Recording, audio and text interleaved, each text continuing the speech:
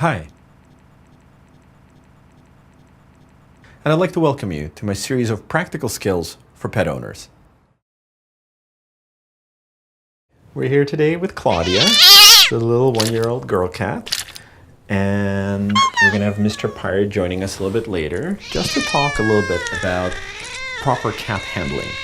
So it's going to be a fun little video. It's going to talk about how to approach and handle a cat. You know, when I'm in clinics, I often see people walking around spraying their cat like this, and it really just kind of makes me cringe because that's not comfortable for the cat or that safe, to be honest with you.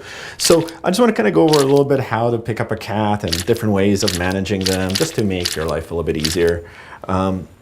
You know, when you're approaching a cat, it's nice to introduce yourself. You know, let them sniff your hand. Notice I keep my fingers curled a little bit.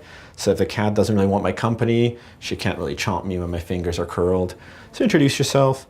Give them a little bit of a scratch just on the side of the face like that, or a little tickle under the chin.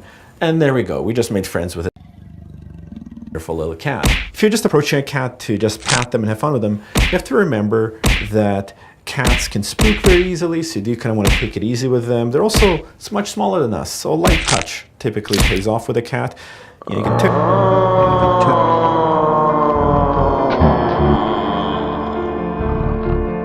tickle them a little bit, stroke them, but most people try to pick up cats, and that's kind of where we get into trouble.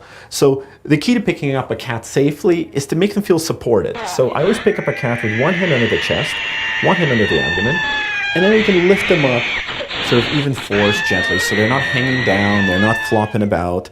That way they'll be comfortable, and also that way you'll be safe, because what happens when you have a cat swinging free in the air is they'll often start to scramble for purchase. They'll, especially with their hind legs, they can do quite a bit of damage. I mean, and I've been scratched quite badly on my forearms just with a cat going for a little bit of a paddle with her legs and raking me. And this is quite common. It's probably the most common way people get scratched is their cat just goes tries to grab purchase, tries to scramble up into something out of their hands.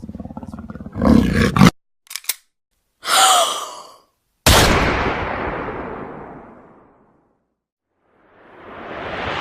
Claudia.